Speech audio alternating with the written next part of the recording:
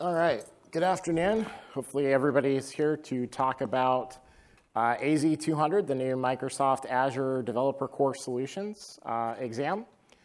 So hopefully you're in the right session. This is BRK2436, and I am Brian Swiger. I'm a cloud solution architect at Microsoft. A little about myself, I'm based out of Tampa, Florida. I've been in development, app dev, for 20 plus years now. App dev architect. I am a Microsoft Certified Trainer for 5 years now. If any folks are from Omaha, Nebraska, I used to actually be an adjunct professor at Creighton University, College of Business Administration for a couple years.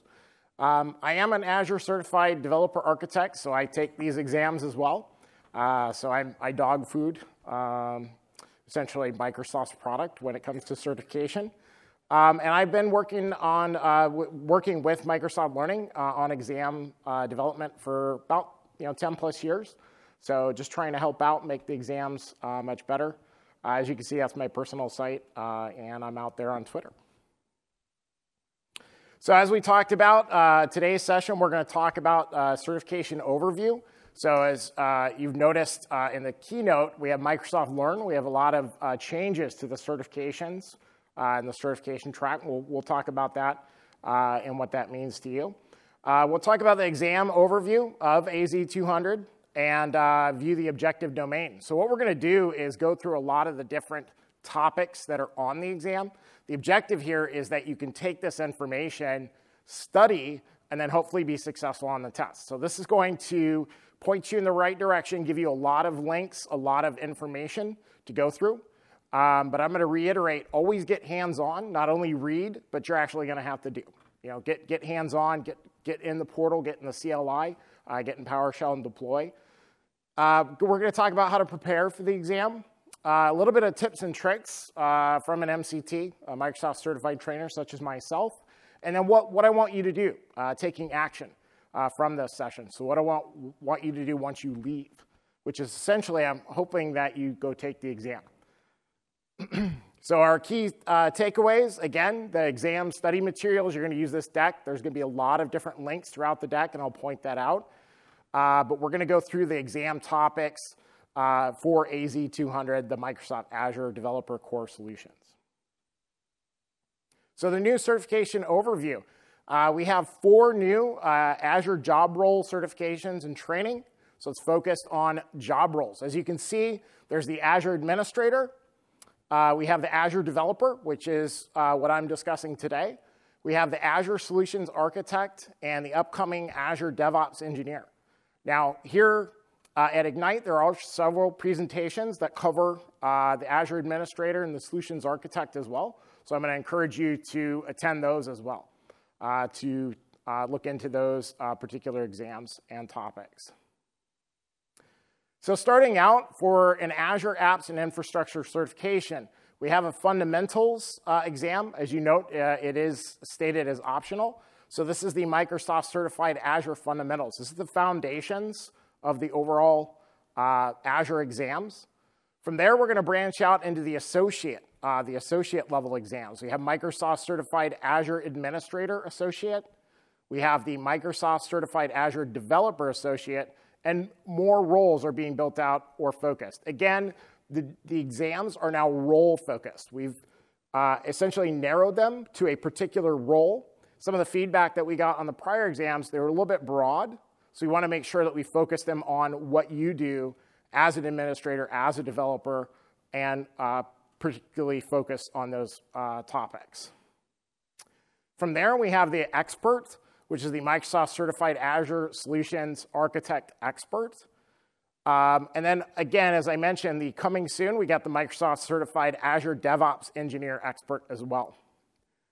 So for the folks, and I'm going to talk about this right away as well, is what about transition exams? You'll see in the lower right-hand side, we have the prior exams, which is 70, 532, 533, and 535. We do have transition exams if you already have succeeded with the prior exams. So if you've already got 532 or 533 or 535, you can take one exam and transition to this new certification. So as we talked about, this is the Azure Developer-focused certification. You'll see there the audience profile. Who is this certification for? This is for developers that design and build cloud solutions. These are the individuals that are getting hands-on that may partner with other groups. So say the architects or the database administrators or the cloud administrators, several of those other roles, and coordinating with them to actually build and deploy solutions. They're going to, of course, use Azure tools and technologies. You're going to see a little bit of the command line interface, the CLI, a little bit of PowerShell, but it's mostly focused on building a solution with code, as well as the various Azure services. So the focus here is having at least software development skills and one cloud-supported programming language. So if you are a developer, say in Java, JavaScript, C#, any of the cloud-supported languages, this exam is for you.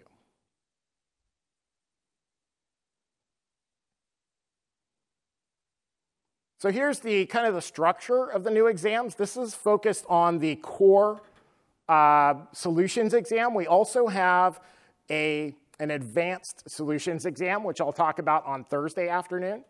So if you so we have AZ-200 and AZ-201. These two certification exams will allow you to achieve the Microsoft Certified Azure Developer Associate. And of course, we're going to talk about these topics on AZ-200, but you can see there, we talk about selecting a cloud technology solution, cloud storage, platform as a service solutions, as well as securing cloud solutions. And of course, the advanced topics there, which I'll cover on Thursday, is developing for the Azure cloud model, the cloud integration solutions, and developing artificial intelligence, machine learning, and Internet of Things, or IoT. So that will help you achieve the Microsoft Certified Azure Developer Associate. So the combination of those two exams. And again, we're focused on AZ-200 in particular. So how many folks here have already achieved 532 or have taken 532 and succeeded? Okay, about 5 or 6, right? And we're gonna focus on that. If you've already achieved 532, how do we get to transition over essentially to this new exam structure? So the exam basics, what are we looking at for an exam? We have about 40 to 60 questions on the exam. And you'll note that some of the questions are actually worth more than 1 point. So they're not all just 1 point, depending on that question type. Make sure that you answer all the questions. You want to make sure as you're going through the exam that you answer all the questions. There are no penalties, essentially, for guessing. And you'll note some of the questions cannot be skipped. You'll see that. My advice, take your time, breathe, read. It'll tell you you cannot advance beyond this. So make sure to read the text at the top. It'll let you know when you cannot advance beyond that particular question or that section. Make sure to mark items for review. I always encourage folks to mark an item for review, especially if you want to give feedback. There are, and we appreciate feedback on the items as you're taking the exam. Any of that feedback that you give is incorporated back into the test. So if you find actually a question wrong, or you might see a solution incorrect, or you have questions on it, we encourage you to give that feedback so that we can better the exam process. How much time? So we want to plan for about 180 minutes. So plan for quite a bit of time, about 150 minutes to actually answer the questions, and then 30 minutes essentially for the instructions, kind of the reading the instructions, commenting, like I said, to comment, to give back to the exam there and provide your comments on the questions, as well as reading the score reporting. So at the end of the exam, of course, you're going to get your score, and you'll get an output of that exam, and you can actually see which particular areas that you may have been weaker in. So you know, again, if you were not to pass, you can actually take that report and evaluate what areas that I need to actually study further. You'll notice on the exams that there are more than just multiple questions. There are different exam question types, we have build lists. So we actually have to put things in order.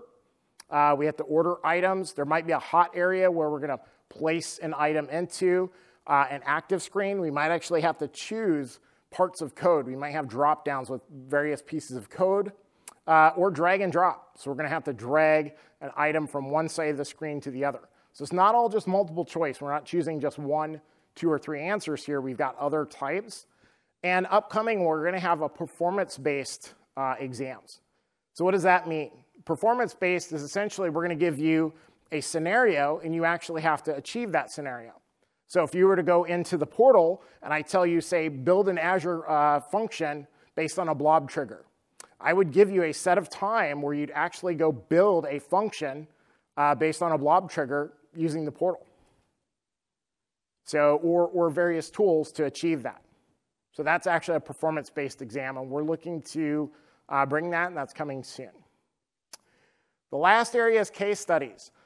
These are detailed informational business cases. They have both business and technical requirements that you need to solve. They have a set of questions that are going to be focused on that business case that has technical requirements as well. So it's going to ask you to essentially understand and integrate information from multiple sources.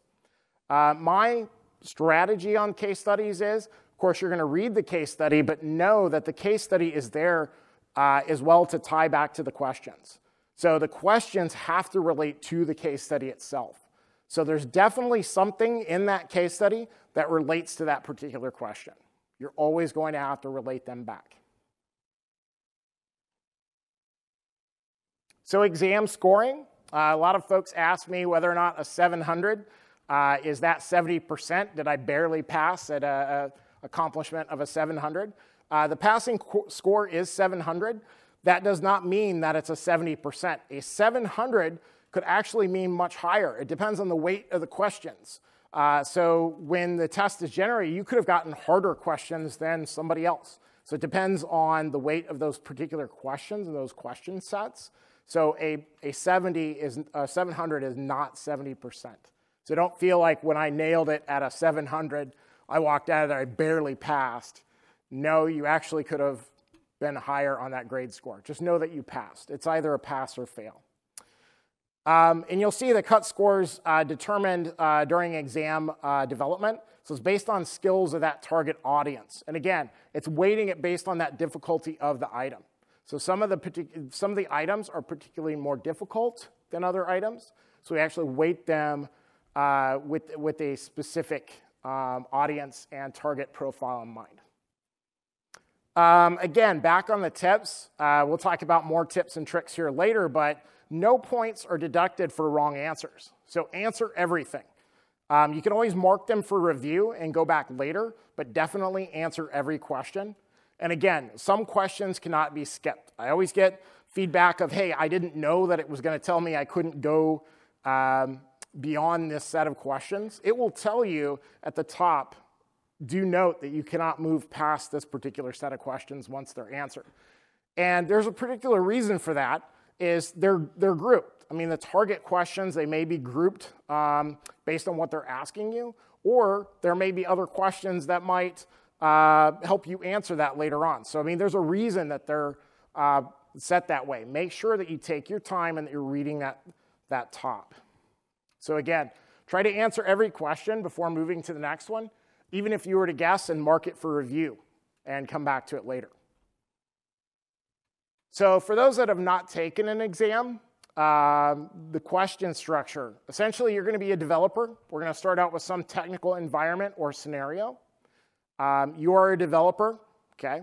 In this scenario, the app or the solution must do this. So we have a problem statement or requirements, and you're going to need to do something. So you have an action associated with those problem statement or requirements. And then what should you do? It should be very straightforward. So I'm a developer at a company that uses serverless. The app must essentially trigger, or the app must use blob storage to store images. And you need to process those images using a function. What should you do? So I expect in that question that I'm looking at triggers, and I need to understand what a trigger is for a particular function and how to apply that. So with functions, I need to go in and study functions, study the various attributes of functions, and understand how they apply. So that's kind of the technical environment or scenario and the overall question structures. So if you've not taken an exam, that's kind of what they look like. And I highly encourage you to take the exam. You're going to hear me say this consistently throughout the presentation. Go take the exam. Here at Ignite, they're actually 50% off, so you can take the exam. Don't be afraid to fail. I personally have failed a lot of exams, so I study and I try. It's okay to fail. Your mom's not going to get your grade report. Your boss isn't get your grade report. I'm not seeing your grade report. So I encourage you to go take it. You can at least experience what the various questions and the structure type is like. Even if you know, hey, I kind of know some of this stuff, I'm going to study a little bit, and I failed, no big deal. I tried my best. Now I know. I'll get that report at the end of the exam. I know which sections that I wasn't as good on, and I can actually focus on those particular areas. So I always encourage folks, go take the exam. I know it takes a couple hours, 2-3 hours to go take the exam. And you feel crushed when you fail. But I can tell you, from my perspective, like I said, I dog food these. I fail a lot of them. I try my best. But I'm not a data person. I'm very bad at data things. So Databricks, Spark, SQL Server, any of the data stuff. But I'll go try, study, and I try to learn. So I use these exams as a learning. It's kind of like midterms and finals when you're in high school or college. So AZ-200, the Microsoft Azure Developer Core Solutions. We have 4 particular areas on here that we're going to focus on and ask questions. You'll see the percentages there. What do those percentages mean? The percentages are the amount of questions on the exam that you can expect from the pool of questions. So we're going to see about 15 to 20% of the exam is focused on selecting an appropriate cloud technology solution. 30 to 35%, so over a third of the exam or nearly a third of the exam is going to be on cloud storage. So if I were to focus, I want to make sure I understand cloud storage. That's a third of the exam right there, or possibly a third of the exam. Another area is creating platform as a service solutions. So we're going to look at all the PaaS offerings on Azure.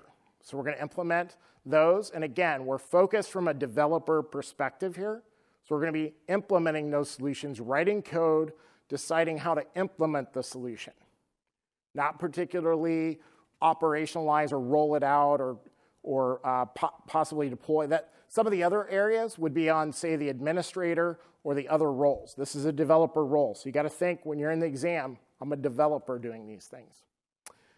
Securing cloud solutions. That's about 15 to 20% of the exam. So we're going to look at security from a development perspective across all these different areas in Azure.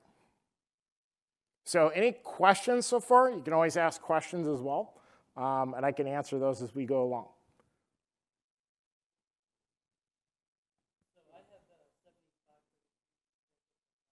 Okay.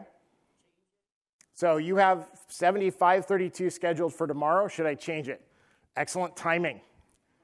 So what if, let me answer that question with these next 2 slides. So what if you've already studied for 532? So I think there were about 6 folks in here that raised their hand and said, hey, I've already taken 532. And you said, hey, I've already studied. I'm ready to go ahead and schedule and take 532. My advice, go ahead and continue to take it. So 532 is still very relevant. If you're already in the study phase, I'm already studying for 532. I'm halfway there. I'm nearly going to take the exam. I encourage you to take it. Now understand that 532 is going to eventually be deprecated. Okay, so 532 we're looking at. You said Merrick, December. Okay, so December, we're looking at the target date, but that doesn't mean that it falls off of your certifications. So 532 is still very relevant. Take 532, and I encourage you to go ahead and do that. So it's still going to be valid, especially if you're already down that path and you've already been studying. Now, if you're just, What's that? To AZ-200? Yes. Yeah, it's like you're prompting me for my presentation. I love it. The question was, can I switch to AZ-200, and is it similar? And of course, now I'm showing you the delta between 532 and AZ-200. The one area you'll note on AZ-200 that's brand new comparative to 532, we moved create and manage ARM virtual machines. So virtual machines was felt that it's not really focused on developer.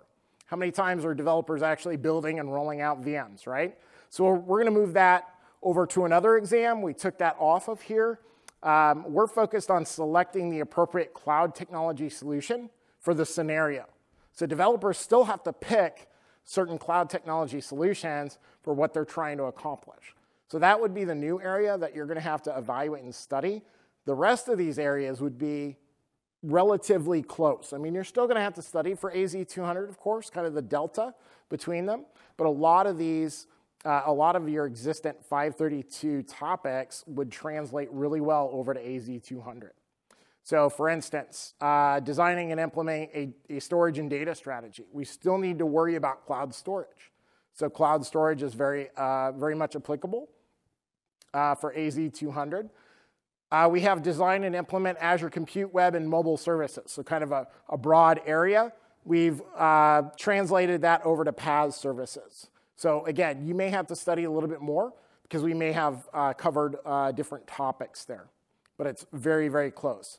And then, of course, managing identity application network services translates to securing your cloud solutions. So we're looking at security, identity, of course, Azure Active Directory, which we'll talk about. So it does translate over, but do you realize when you're looking at taking the Azure Developer focused exam, there are two different exams that you're going to want to take. If you're brand new to it, it'd be AZ-200 and AZ-201, which is what the core and the advanced solutions, where 532 is the one exam, which covers essentially the broad level of topics. So good questions. Any other questions there about kind of the translation between 532 and the new exams? Go ahead. What if you work for a training company that just built a 7532? You've got people who wanted that. Do I tell them, well, just forget it for now, wait till the end of the year, and I'm building a AZ-200? Okay, so the question is, I work for a training company. I've just built 532 training content. There are folks that want 532. Should I tell them to wait till the end of the year for AZ-200 or 201? My feedback on that, similar to what I stated with the 532, my advice would, if they're already down that road of studying, if they're already halfway to nearly taking the exam, continue to use the 532 content and take the exam. Note that it is deprecated here coming up at the end of the year, as Merrick said. Yeah, go ahead, Merrick. You have any feedback there, Merrick? Yes, there's a direct transition exam for those of you that are taking 7532 and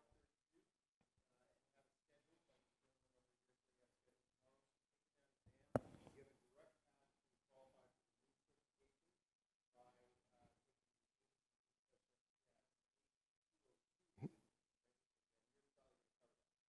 by For 202.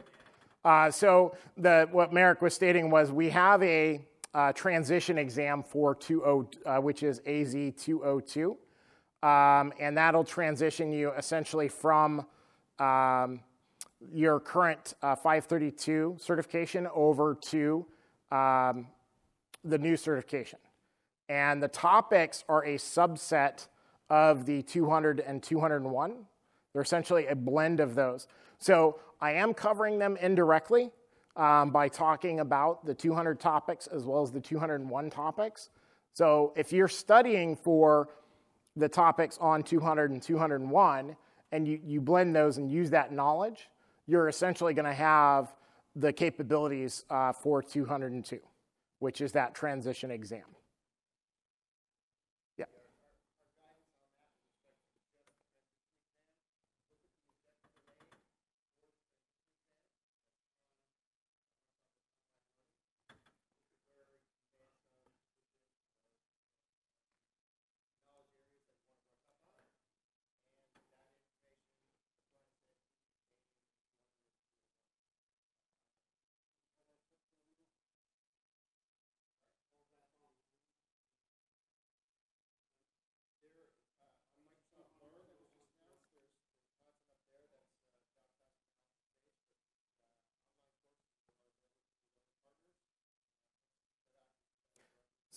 So the statement is, do refer to the Microsoft Learn site, and I'll give you those links here soon. But we have the AZ-202, which is the transition exam topics. And as Merrick said, look at the delta of your knowledge there with the 202 objective domains. So look down the topics, make sure that you study and understand those particular topics as you transition from the 532 to the 202, which is AZ-202.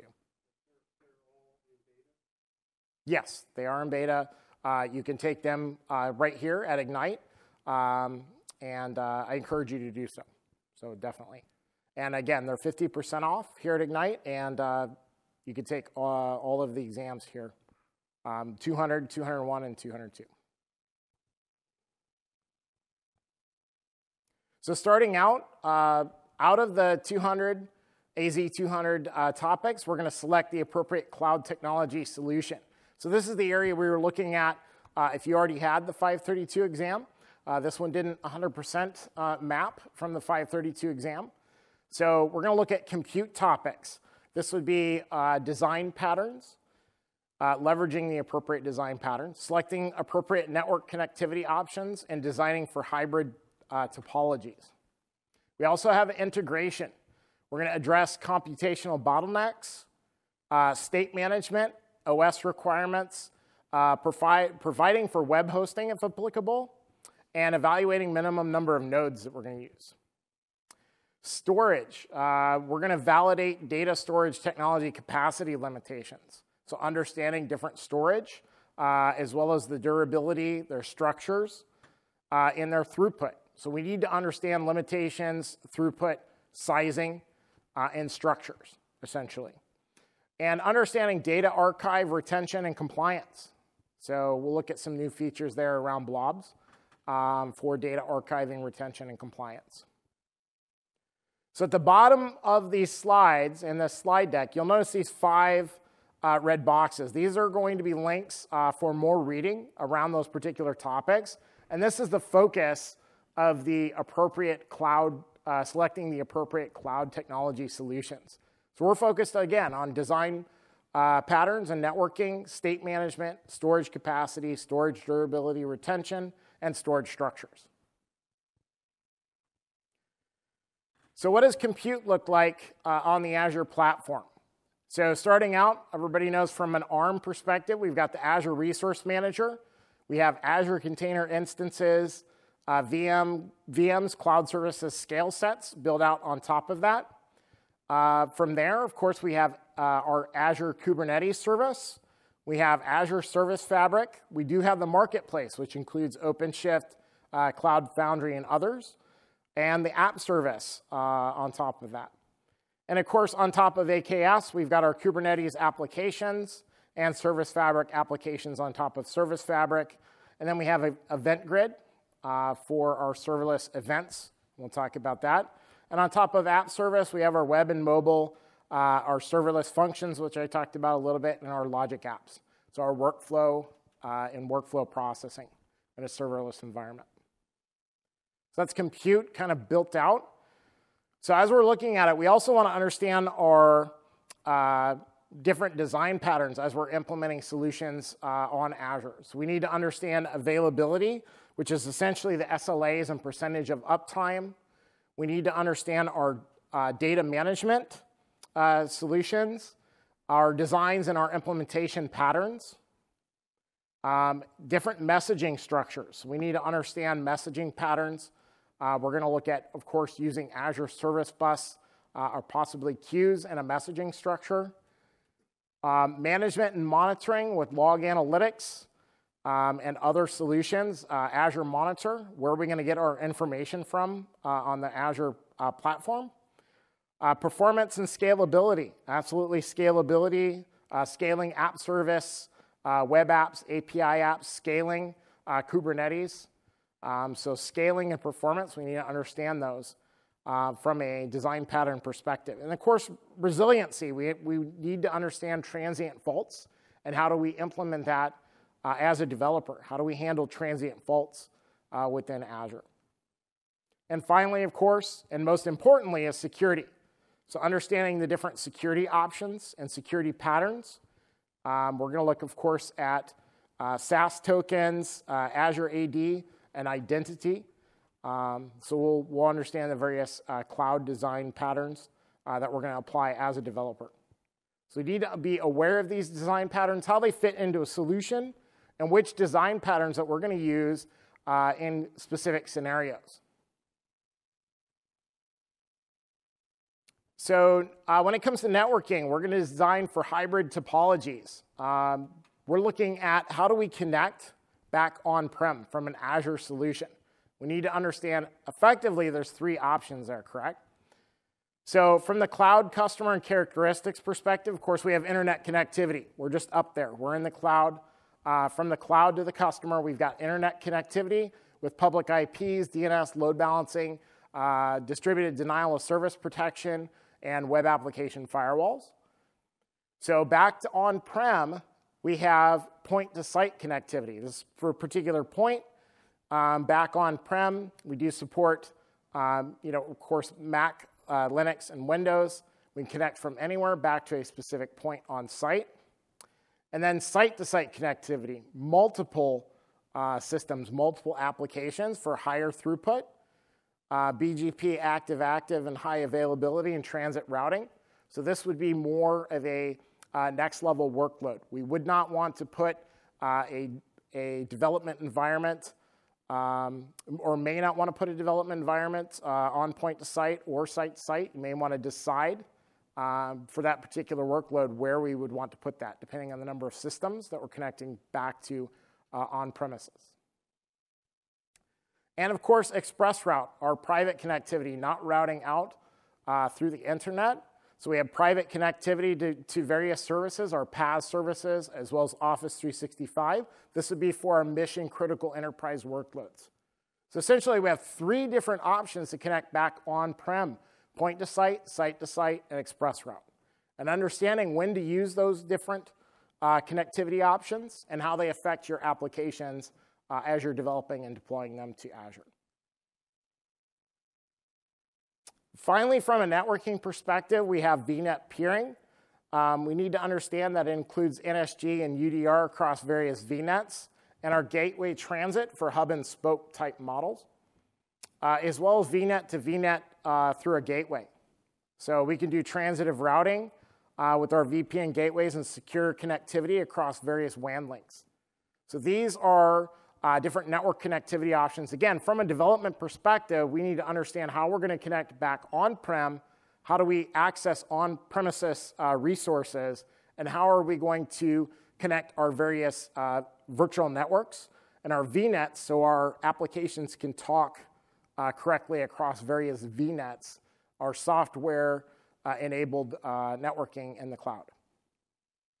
And of course, there's a link there as well. It talks more about hybrid networks. From a development perspective, what would I ask here?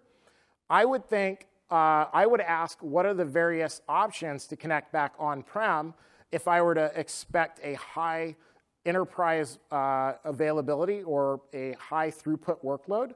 I would expect ExpressRoute to be that option.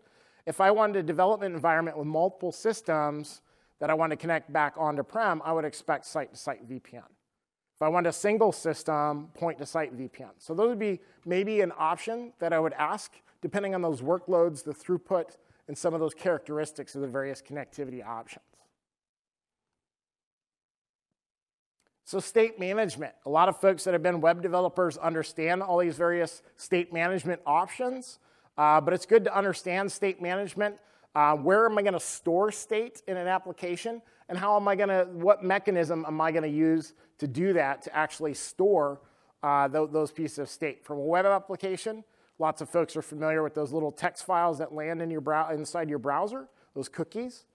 What are we going to use cookies for versus, say, session state or temp data? What are we going to pass in a query string? What shouldn't we pass in a query string, depending on security needs? What are we going to use hidden fields for? What are the advantages or disadvantages of a hidden field, say, over a query string value, especially as we're passing a certain size of data or, say, a certain type of data, if it's secure or not secure.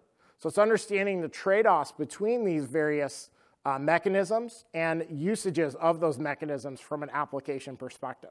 A lot of folks have maybe implemented a few of these, but it's understanding the differences between them and when you would use one over the other and how to implement them based on a security or maybe a payload perspective, the size of the data that we're wanting to pass around. So cloud storage, of course, we've got various storage options. We've got disks if we were doing virtual machines, just understanding we've got different types of disks that we can apply, premium and standard for virtual machines. Object storage, non-structured, unstructured data, we're gonna use blobs. Very high throughput. We've got a lot of new features with blobs, understand what blobs are, what kind of options, what we can store in there, and some of the size limitations. We talked a little bit about throughput, the size of objects and the type of data that we're gonna put there. We gotta think about that as we're implementing our applications.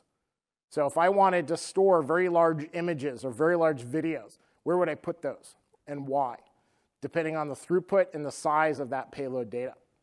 And of course, file storage. We've got Azure files and Azure NetApp files.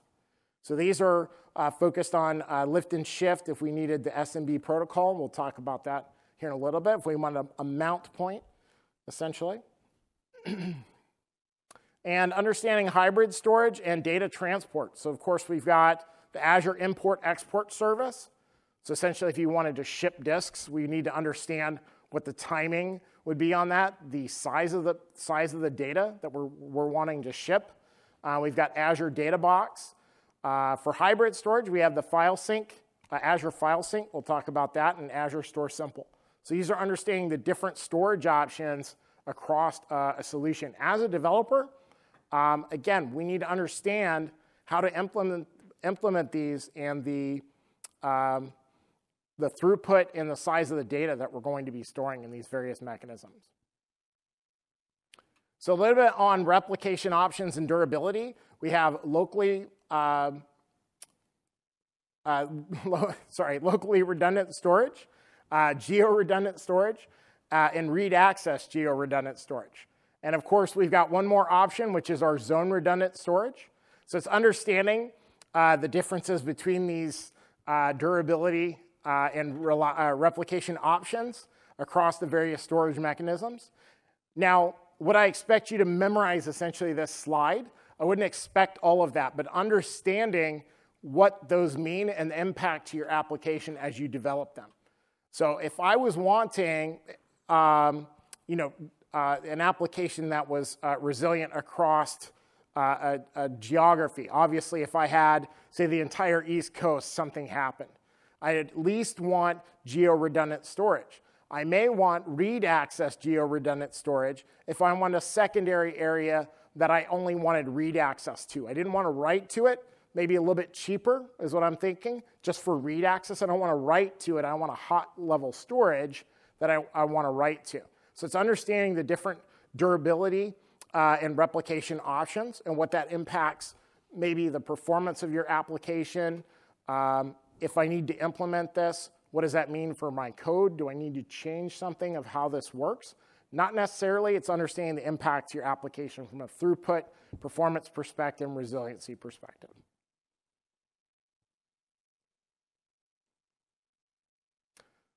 So security and compliance, we know that we have encryption at rest, but we can also provide a customer-supplied key. So you can actually use your own key. And we're going to turn on storage service encryption. Now, we need to understand when we're going to turn on storage service encryption. Just that essentially at the beginning, we want to encrypt our storage and use our own keys. Or we could use the Microsoft always on with the Microsoft keys that are provided.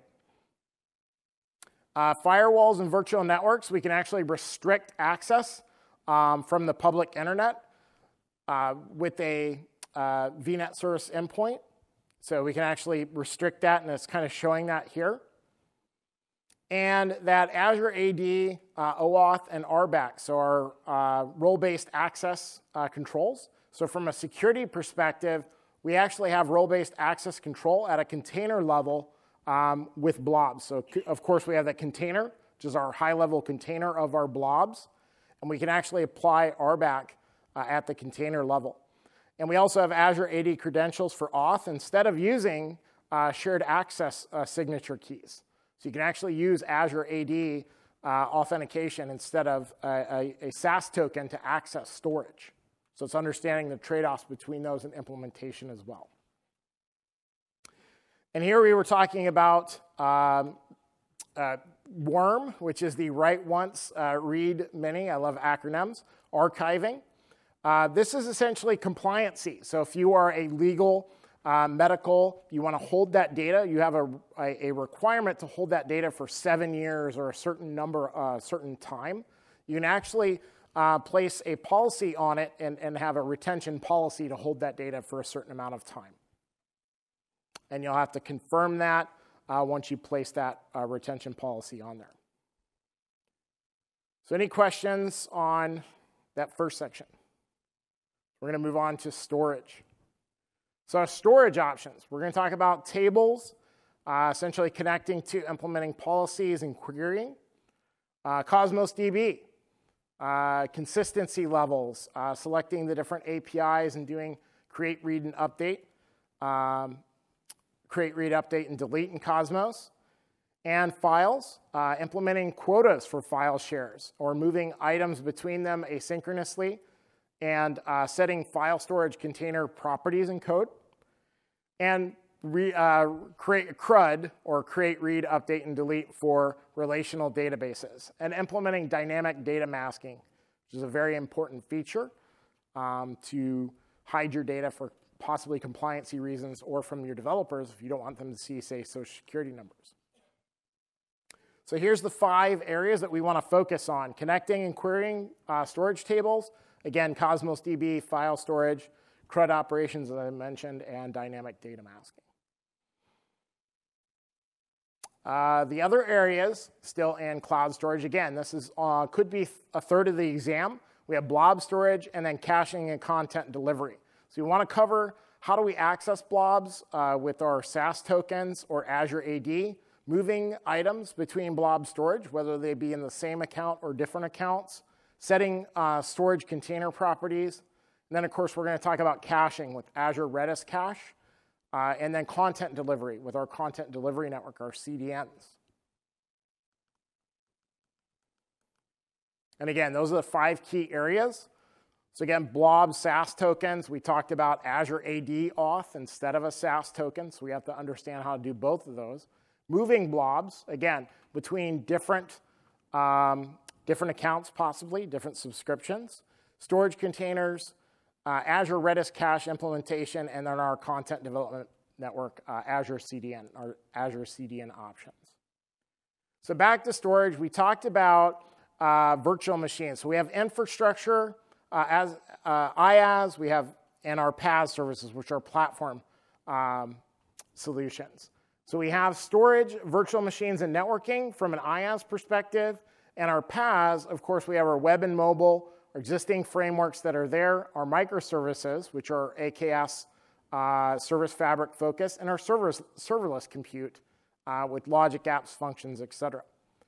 So from an IaaS perspective, again, we're going to look at disks being that persistent disk for those virtual machines and supporting them. Of course, we have 2 different options there with standard and premium, and understanding that there are managed disks and the implementation there. Again, the focus here is just understanding those options from a basic implementation perspective. We're not rolling out virtual machines. There's not a lot on virtual machines on this exam, as we talked about. Files is the fully managed implementation for SMB access. So if we wanted to do a share, or they do have REST access. Almost everything has REST access if you have a REST API. And this is for lift and shift legacy applications. And then our standard PaaS options, which are blobs, tables, and queues. Blobs, we have block blobs, page blobs, and append blobs, the different blob types. And of course, it talks about what we're going to use those different blob types for. If we're looking at sequential I/O, hot, cool, and archive tiers, we're looking at block blobs. We wanted random read writes. We wanted page blobs. Then, of course, append blobs, literally appending data on. So our different storage options and how we're going to support our implementations. across IaaS and both PaaS. Of course, that's built on a unified distributed storage system. So we talked a little bit about that durability, the encryption at rest, consistent replication, fault tolerance, some of those various features with the durability and replication options with our storage. So file storage, I talked about file storage being our SMB interface. It's essentially understanding how to implement file storage and that SMB mount share. So you're using SMB 2.1, 3.0, and you have RESTful interfaces for that. We do support Windows, Linux, Mac OS, and it is secure. We have that encryption at rest we talked about, and that secure connection over SMB. We also have the sync service for multi-site access and cloud tiering. So the key here is to understand with Azure Files that we're going to access it with SMB, that SMB file share. With file storage, we also can set a quota. As you can see, we're creating that a maximum as we're setting up the new file share. And we can understand from a development perspective that we have 2,000 open handles, so we're not trying to access a particular file multiple times and read or do operations on that file. So you may get an error message essentially that says quota has been reached if we're trying to have too many open handles on that particular file when we're accessing it from an application. So we're connecting and querying. I talked a lot about REST API endpoints for almost everything. From a storage perspective, you'll see here the consistency across the blobs, files, tables, and queues, those various storage options. You always want to start out with the storage account name. You see account, and then you'll see the namespace, which corresponds to the blobs, files, tables, and queues. And then particular naming for the storage option, you'll have to provide, say, for the blobs are stored in containers. You need to provide the container name and the blob name. For files, you can just access the file directly by name. Tables, you need to provide the table name, the partition key, and a row key. And the queue is essentially just straight out by the queue name. So that is the RESTful endpoints and understanding how to access those. So if I asked you if I needed to access a file using the REST API, what information do I need to provide? I need the file name and I need the storage account where the file is accessed, right? So those are two options that I'd provide when I access the file. So if I want to connect and query using code, all these various storage options, I have different options to do so. The storage client library, we support a multitude of languages. So you can actually adjust and interface with storage container properties using the storage client library. I've got a link there. It's essentially setting metadata and information on that container. We also have the storage emulator. When you install the Azure SDK, you can emulate these various storage options as you're developing the application. And then, of course, Entity Framework. This is for our relational database access. You can query database information, the create, read, update, and delete relational databases. It's an object relational mapper and various database support, multiple database support. So moving data asynchronously. If we're wanting to move data between accounts, we talked about blobs and moving blobs across accounts. We have the Microsoft Azure Storage Data Movement Library. This is actually what supports the command line version, which is AZ-copy. So you want to do movement of data between accounts or subscriptions. We could do cross-platform, open source, implement the Microsoft Azure Storage Data Movement Library, or use the command line with AZ-copy. So on blobs and files, blobs, of course, we can download blobs as well as the snapshots, upload blobs, and async or synchronously copy. We could do chunking of blobs as well. And of course, we could download, upload files, synchronously or asynchronously copy them, and do concurrent transfers of files, so multiple files coming down. And as you can see from a code perspective, we're looking at how do we connect and query using code. We're going to look at getting the storage account, like I talked about from the RESTful endpoint. We need that storage account to start with. We're going to set up our client, which is the storage client to access. We're accessing a blob here from that account. We're going to reference the container on the blob. We start with that container. And we can go ahead and create the container if it doesn't exist. And you can, this particular sample here fetches attributes on the container. From here, the next steps could be access the actual blob inside of the container. But this, you could set attributes, or you can fetch those attributes on the container. We talked a little bit about this, the blob level tiering.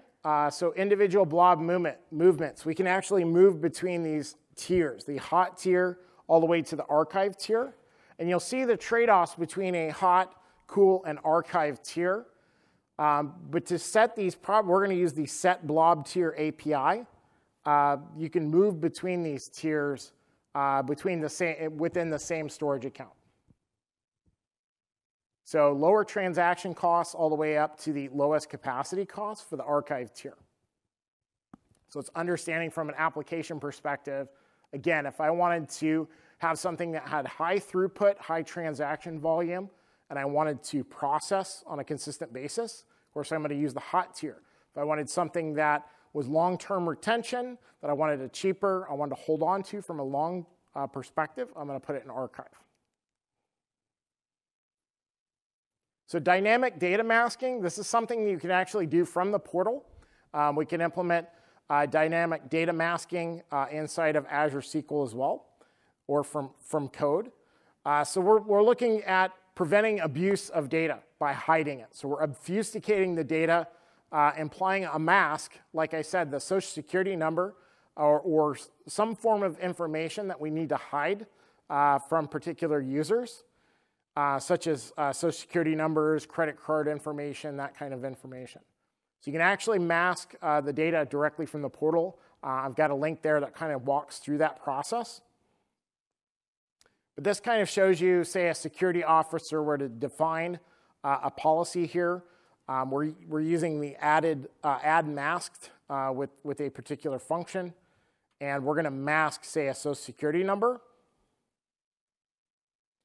And once the, say, a developer or another login to that particular data source is provided, that piece of information is going to be obfuscated for that particular user. You'll see there on the right, the administrator can see the social security number. And on the left, we had another login, which may be the developer. First several numbers there in the using code. So we've got SQL API, Mongo, Table, Gremlin, Cassandra. So several different APIs and understanding the different data structures. So the other area to understand on Cosmos DB is consistency. So the 5 different consistency models, not looking for you to memorize these, but kind of understand the differences between the consistency models. When I would use one over the other, you can see there's clear trade-offs between the latency, the availability, and the throughput. So those are the 3 factors that we're looking at when we choose a consistency model. Do we need high throughput, or do we need low latency? So again, lower latency all the way up to better read scalability. So if I wanted lower latency, or if I wanted to make sure that the data that was written was committed and was accurate, 100%, I want strong consistency. If I need out-of-order reads, I don't care which particular piece of data comes back, but I want high throughput, right? I'll pick eventual. So it's understanding that gauge between the two across all those 5 different consistency models. So PaaS solutions, we've got web apps. So understanding how to create a web app, say by using PowerShell or the CLI. And I'm not looking for you to memorize, I wouldn't look to memorize PowerShell or CLI, but it's understanding the basic steps and the basic commands with implementing a web application. creating it by using create documentation for an API. So we look at Swagger, or implementing Open API. And Azure Service Web App for containers, understanding how we can create one, what that does to impact our solutions, and web jobs, probably one of the easiest implementations in PaaS. Mobile apps, we need to understand how to add push notifications to our mobile applications. Offline syncing, so we can do offline data sync when we're disconnected from the network.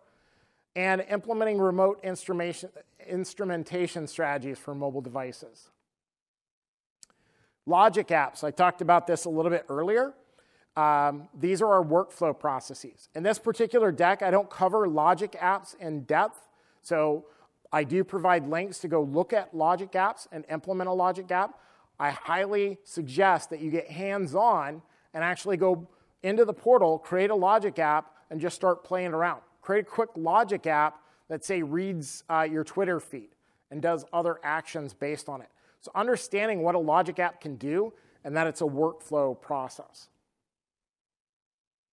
And our service fabric apps. What we're focused on here is understanding the actor-based model, reliable services, understanding reliable collections, and what that means when we're implementing a reliable collection. Why would I implement a reliable collection with a service fabric application? And again, the 5 focus key areas there. So we're going to start out with web apps. So I know a lot of folks, I get feedback a little bit on the exams. When folks are talking about exams, they don't really like to see command line stuff, PowerShell, CLI. But it's understanding how to create the basics and what commands, not memorizing a bunch of commands, but it's understanding the various steps that I'm going to take when I want to build out a web application or build out one of these using those tools. Well, I'm going to talk about that here in a little bit. So more areas. PaaS, again, is a big area. This is over a third of the exam. So we've also got serverless functions. I talked about this a little bit earlier. So we're going to look at the different types of functions with timers and implementing functions based on specific triggers and bindings. Scheduled bulk operations. So we're looking at batch, Azure Batch, writing code to run a batch job. How do we schedule a batch job, whether it be CLI, portal, other tools. And then containerized apps. So ACS, AKS, Service Fabric, and understanding containers, including the Azure Container Registry. So this is a big area that's added to the exam. And then media services applications, how to process and implement media using the various services on Azure. So we're looking at the video index or the video API, as well as Azure Media Analytics, understanding what that solution does for us and the various options that we can do.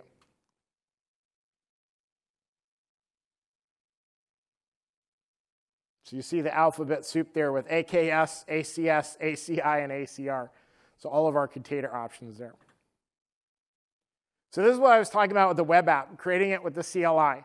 So if I were to go through this process, we need to understand what we're going to create to essentially set up a web application and be able to deploy that to Azure.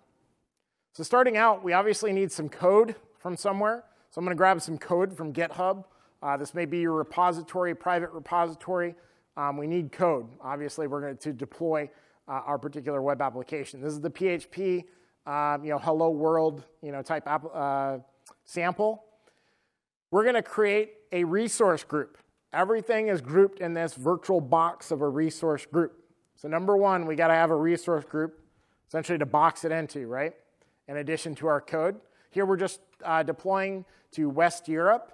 And I've just named that resource group, that virtual box. We need to create an app service plan. This tells us the sizing of our app service. That's after we create the group, we're going to go ahead and create an app service plan to host our web application.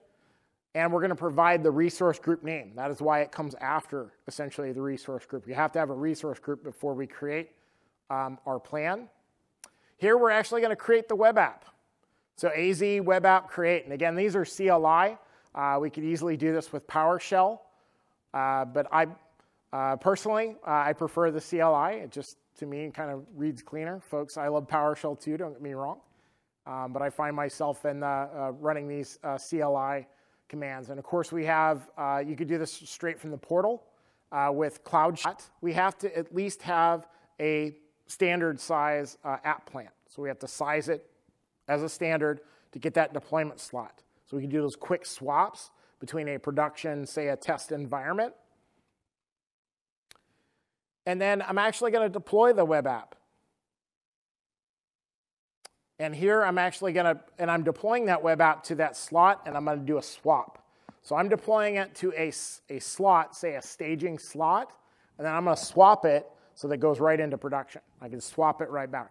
That's that whole deployment slot concept. And I'm just echoing out the name. So if you were to actually echo that out and copy that name, put it into a browser, it'd show your web application. So that's actually the web app name. We give it the default DNS of name with azurewebsites.net.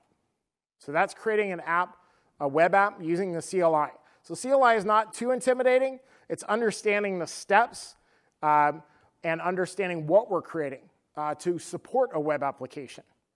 So I could also create, say, a storage container if I were accessing blob storage or something else. So we could create other options here, other services with the CLI to complement our web applications. Web jobs. Web jobs, pretty straightforward. We either have continuous or triggered web jobs. These are going to run inside the app service. The same app service plan as, say, a web app or an API app. These are just background tasks, essentially, that are going to run in that same process. These can be almost any type of, we've got PowerShell, you could use PHP, Python. You can write these in a number of different languages. And what you're going to do is essentially write a PowerShell command. You're going to zip that up, and you're going to upload that to the portal and when you create your web job.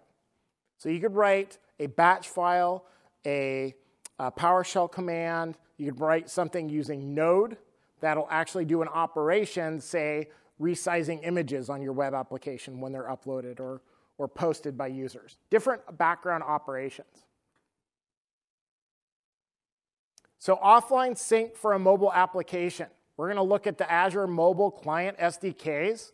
So if you're used to implementing mobile applications, you're used to the .NET Client SDK or, say, the iOS client, you may implement MS Table or iMobile Service Table.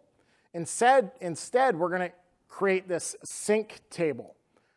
The concept here is you have an online-offline connectivity when you're implementing a mobile application that you're going to sync to your local device, and when your device comes back online with the network connectivity, it's going to sync with another system. So maybe a SQL Server on-prem or some other application maybe in the cloud. It's going to synchronize that data. So again, you're going to read from and write to a local store.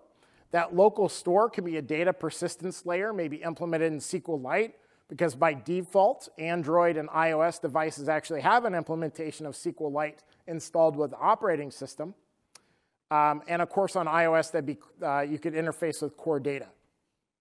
So for Xamarin, Android, Windows, iOS devices, you could use that SQLite or the core data persistence layer. So you're essentially going to write to the data source on the device first. Even if you're online, it'll automatically pull it from the device and sync it. Now, if you're offline, it's going to persist it to the device, and you come back online with network connectivity, it'll create that sync process. So it's that sync context that we're going to look at from an operation. It's an operational queue that says, what did I do on the device? What did I create, update, or delete on the device that needs to be sent back and synced to the server? So it's going to put those in a queue and put those in the correct order, that this is what I did in this particular order. Go ahead and synchronize that back when I come back online. So that's the whole point of mobile sync. It's understanding those options. How are we going to implement that? And of course, we have Azure Functions. These are responding to events and as a serverless experience. Really, the focus on functions, I tell you, go work with functions either through the portal, through Visual Studio Code, implement a function, understand triggers and bindings. Triggers, when an event gets raised, what's going to happen, and what does it look like to create a function? So creating functions in code is very much attribute-based. So we're looking at not only the code, we're looking at applying a lot of attributes and how functions interact and how they get processed, the life cycle of a function. And our overall serverless platform, here we're looking at event grids. So we have event producers and event consumers. So we could consume events from these producers. So blob storage, if a blob, say, got uploaded, that would be an event producer. So a trigger, so an event would get triggered. We could actually kick off a function based on that. So we have a binding there to that particular event that got raised. We could kick off a function and run that function. We could also kick off a logic app. So we have various bindings with logic apps for that workflow process. We have other applications like Azure Automation. We can kick off a workbook. So it's understanding those various events that get raised and then the consumers that consume those events. So I'm going to speed it up here, running a little bit out of time. I knew I'd have a lot of different options here. AKS, very simple to create command line. This is using the CLI to create an AKS cluster. So we're going to create our cluster, and essentially we can use kubectl to understand and view the cluster once it's been created. But understanding that the cluster creation and understanding what AKS looks like from a creation perspective at the command line. These are ACI. These are single instance containers. So we can host a single container. And this is for if you wanted to only host that single container and not have an orchestrator. So we don't want to have other features, and I'll show you exactly here. This would be bursting with the ACI connector. So we actually have a virtual kubelet connector that can allow you to connect Kubernetes, the orchestrator, with a connector, and you can actually spin out a single instance of your own container. And from an operational perspective, that is what it looks like. You have a virtual kubelet. Typically, with the Kubernetes API, you'd have your various nodes, and it creates a virtual kubelet that registers itself as a node. So that you can, again, host your own container inside of there. We also have the Azure Container Registry. This is creating your own private registry if you wanted to host your images and other resources in the registry. The focus here is that if you are pushing a custom image, you're going to create your registry, log into your registry, and you're actually going to do a Docker tag and a Docker push. So you're going to push your custom image and tag it and push it to the registry. That's the focus there.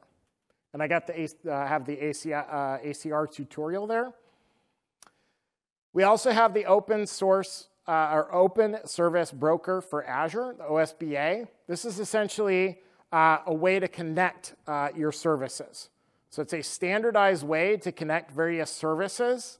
So we're looking to connect, say, Azure SQL to OpenShift.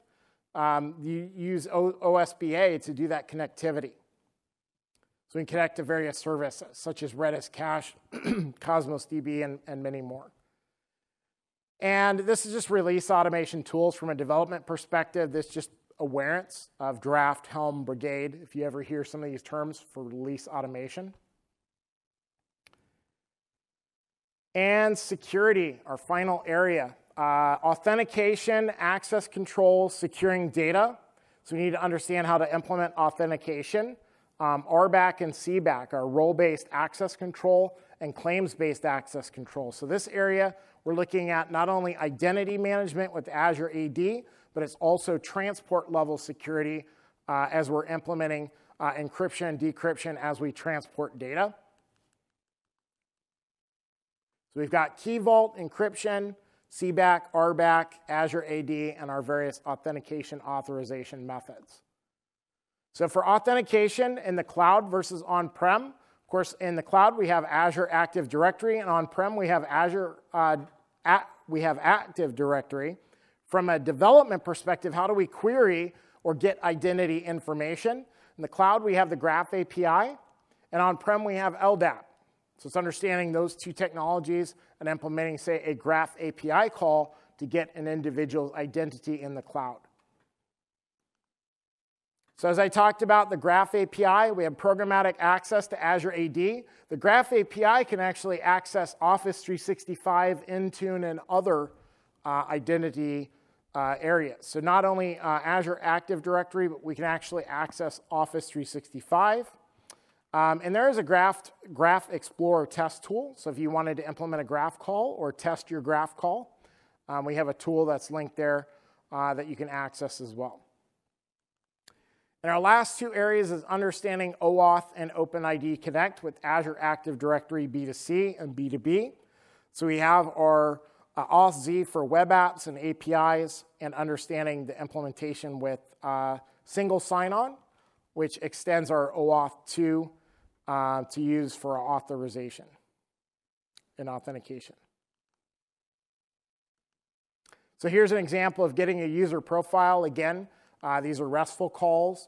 So I'm looking at getting a particular user using Graph. I'm getting the image, as well as the individual's manager, and if that particular person had any direct reports, and what they're a member of, any groups that they may have. Any other additional metadata, those are essentially RESTful calls that we can make to the Graph API to pull all of that information. And Key Vault. Here's where we're going to store all of our secrets, maybe our certificates. They are backed by hardware security modules. And we're going to store, secret information. If we want to store, say, a connection string or other particular application information, we'd want to put it in Key Vault and allow our applications to connect to that with a managed identity. So with Key Vault, we've got our vault at the same level essentially as our storage account we can see there. And we access our secret within the vault, maybe a particular secret version. We can access a key within the vault as well as that key version. So if you want to store and access connection string information or other information, we'd use the Key Vault to do so. And this is transport level security. Of course, we've got SSL and its follow-on, which is TLS. So TLS is hopefully replacing SSL.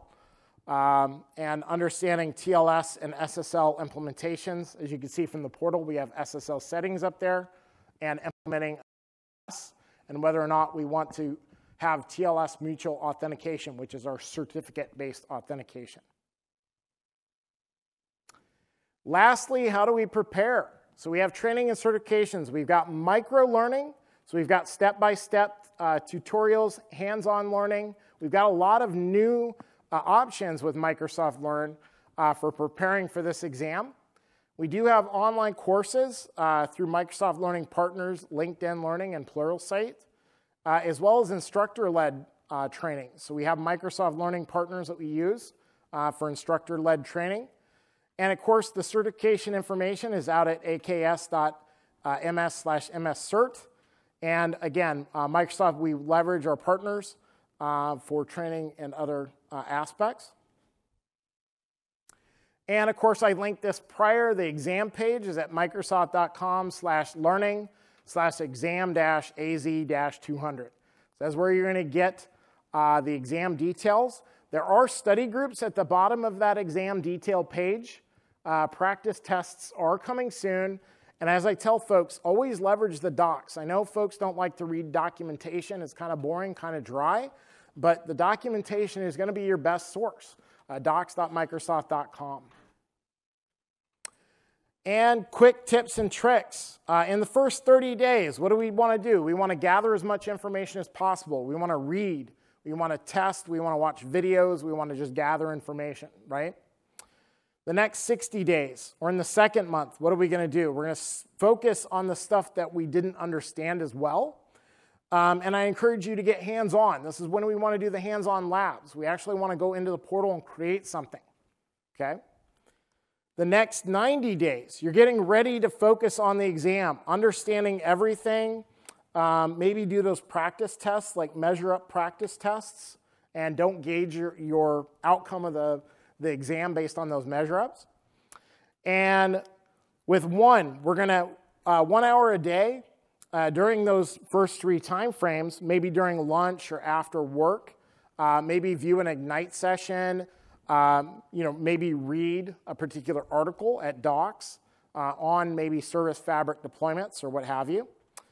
And number 2, it's okay to fail. We do have the second shot. You can opt in for a second shot on the exam. And like I tell folks, please go take the exam. It's okay to fail. You get the pacing and you understand what it looks like. And take action. Like I said, it's half off here at Ignite, so I encourage you to all go take the exam.